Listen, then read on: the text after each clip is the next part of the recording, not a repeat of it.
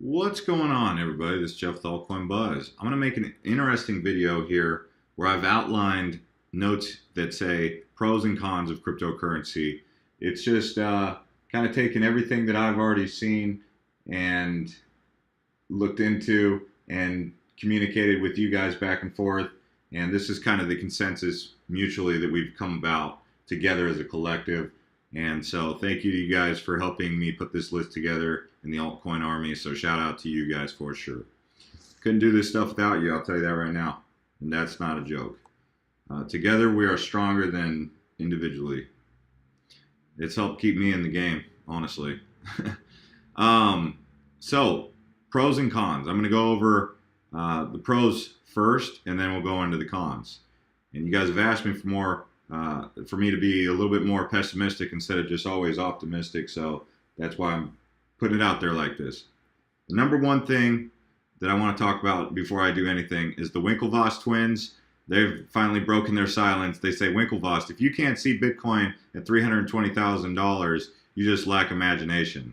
So they've spoken to Bloomberg, and they've kind of come out of their shell here lately. These guys own, I think, about around 1% of all Bitcoins.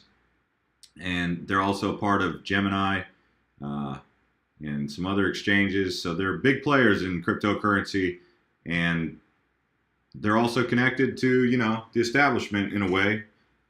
So they're really bullish on Bitcoin. Novogratz is starting to come back out again. So things are kind of looking back. The FUD is kind of at least ceased temporarily. We'll see what ends up happening. It's just funny how all of a sudden people are talking good about Bitcoin again, right? So we'll see. It was a tough period for everybody. So number one thing that I want to talk about for a pro is the transfer of wealth that takes place. I've touched on this a couple times. The transfer of wealth between the old money and the new money that the millennials have to get out of debt and drive this engine stronger, right? As you guys go from your 20s to your 30s to your 40s, you guys are becoming the catalyst for what drives this global marketplace. Whether you're in the United States or in Singapore or in South Korea or Europe, it does not matter. Australia, New Zealand, South America, Antarctica, for all we care. The millennials are the future, not these old money types. So at some point in time, it's got to get off the old money. The old money's got to transfer. And the best way to transfer that is not all of it into the hands of their descendants, because if that happens, those people don't have, I don't know. Typically, when a child is handed the silver spoon, we know how that turns out. They're just not going to live up to the same expectation or the same delivery as the forefather, right? So there's going to have to be some people outside of that core establishment, like you guys. They're going to have to get some wealth to really drive this thing. So it's on you to have that hunger and that desire within you to make that happen. When you get the wealth, what are you going to do with it? Are you going to go out and shoot up, drugs? Are you going to go buy a big block of cocaine and try and ship it across the border? Or are you going to do something positive, like, maybe build innovative technologies or housing projects for people in low-income areas and create other opportunities for people and jobs for people in the economy? That's the kind of stuff that I'm saying. So are you going to do irresponsible stuff with your wealth? Or are you going to do responsible stuff? So that's a pro, right? The fact that it's creating that opportunity of a transfer of wealth to come into your guys' hands so you can get out of debt and get ahead. Next, unbanked. So there's also a lot of people around the world, we've talked about this, that have cell phones, but they don't have a bank account. So now with cryptocurrency, they can actually transact online if they're doing business with cryptocurrency. This is where Electronium and Telcoin really have an interesting utility, right, as currencies. So I think there's about 4 billion people, don't quote me on that do not have bank accounts. So that means they're not transacting in the global financial community. They're not transacting online. So this is eCash, right? Next, that's the next thing. It is a digital eCash. We are at a point now where we need digital eCash more so than just trying to take fiat dollars and try and move them around and take 3 to 7 days to get there with, blah, blah, blah involved and all these different third parties and stuff like that. Western Union, I guess, is the most efficient thing we can come up with, but I think we can even do better than Western Union. And that's e-cash, digital currency. Another thing, it's creating innovation. So that's kind of what I already touched on, but through the crowdfunding, people are getting funded to innovate and create new things and find new amazing technologies, and that's what's really empowering a lot of people and projects at this moment. And that's what ICOs do. When you buy their coin or token, you're investing in their company. That's great, because the stocks, many of you guys are not interested in participating in the stock market right now, so you guys are getting the market introduced to you through cryptocurrency. Some of you guys are stock crossovers, but also there's that younger crowd that doesn't really mess with stocks or play around with stocks, so they've gotten into cryptocurrency and markets this way. We already touched on speed of transaction, but that's really a big aspect here. I mean, to be able to send money within 10 minutes is quite amazing technology, with very low risk, right? Outside of the fact that you might miss a number on the public address. That's something you don't want to do, right? You get to hold all your money, so it's decentralized. You can be in control of your own money and your own wallet.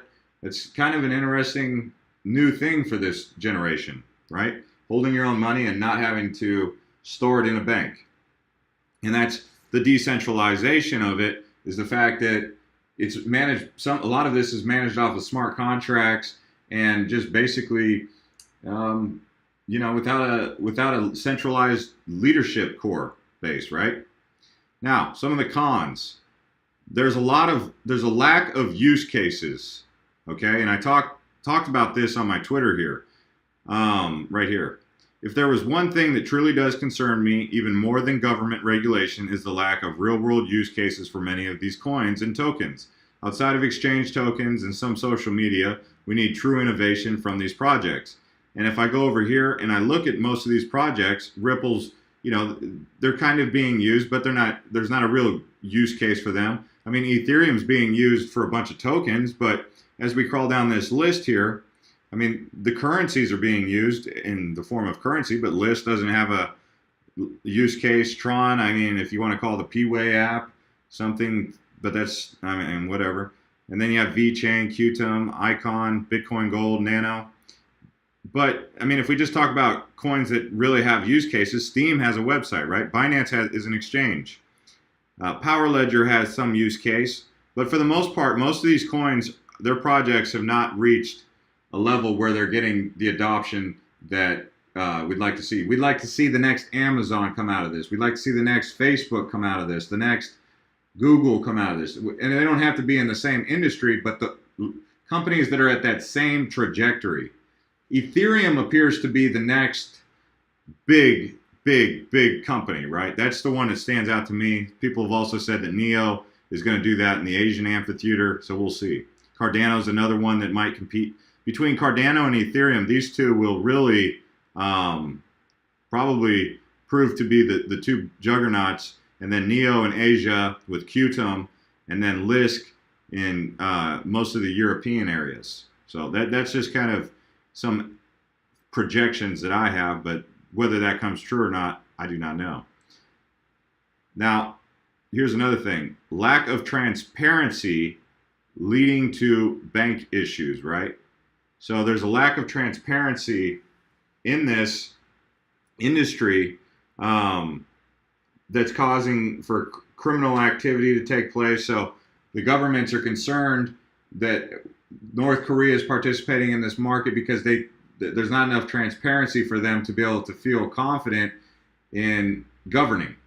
And I don't see government going away, but what do I know, right? I mean, Gary Vee said that Bitcoin and Ethereum could overthrow every government in the world. That was what he said something along those lines. He said blockchain is powerful enough to overthrow the governments. But in the short term, government's still around, and I'd be surprised if government ever went away. But that transparency with how these transactions are being made and these privacy coins makes it difficult for the government to put sanctions on Iran or North Korea. It's just something to keep in mind. Another thing that's a con is the euphoria and the immaturity that takes place in the investor mindset that concerns me. The euphoria is the one thing that you got to look out for in the bubble. When you start seeing people that are they're avoiding the cautions. The cautions are being waved. The caution flag is waved, but because people are so euphoric and high, they don't have time to pay attention to that, and that's kind of what tends to come about with the younger people, where they just get reckless with it, and that's that euphoria, immaturity that we're talking about. The exchanges functioning as banks but having security issues. There's always that lingering gray cloud. Like, what happens if an exchange gets hacked? We saw that happen today with Binance, where everyone was jumping down Binance's throat because their exchange went down, and they were like, I hope my coins are okay. Everyone's thinking about that. So we'll see what ended up happening there. So that leads me to my next point, security. There is that issue of security. I mean, my Ether wallet's having issues. Exchanges are always potentially having issues. So the security aspect of cryptocurrency is just not where it is with the fiat world. So another thing to keep in mind is the high cost of mining, the proof of work. So there's staking and proof of work. So, but the proof of work, the mining for Bitcoin, is an environmental disaster waiting to happen because of how much money it costs and how much power it costs to generate a Bitcoin, one Bitcoin. I mean, if you look at the carbon footprint of Bitcoin moving forward, it's pretty high. So staking coins seem to be more of the future, I would say, but we'll see. Another thing that we have is the taxation. Now that's a con because cryptocurrency is not used as a currency; it's treated as an asset. So it's really difficult for the government to, tax it as a currency. So they tax it as a capital gains, and that causes a problem for the investor and just a whole big long paper trail for day traders and all that, right? And the last thing is high volatility. Because there is high volatility, it's easy to get swept away with the currents. A powerful wave comes in, powerful wave goes out, and it always takes something or someone or somehow with it, right? Like on this last dip, we saw a lot of people just crash out because they thought it was going down. Now they're like, whoa, whoa, whoa, whoa, whoa, can I get a replay on that? And when it goes way up, that gets people FOMOing into things, and then when it hits 18 to 20,000, they buy, and then it goes back, and they're like, so there's that volatility that causes that problem with investor confidence. So that's my list of pros and cons. Let me know what you guys think. I made this video to kind of outline my thoughts based on what we've all talked about over the last couple months. I hope this clears some of the air, and thank you to everyone who's been liking these videos and showing your support for us, and that's what keeps me going.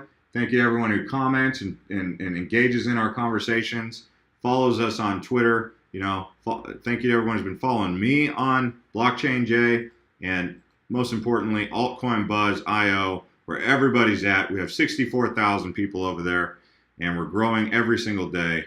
We're doing more videos like this where we talk about things on the fly on Twitter, and also we're on Instagram. If you haven't already checked us out on Instagram, our links are right here. We have Instagram and Facebook. So we'll see you all next time.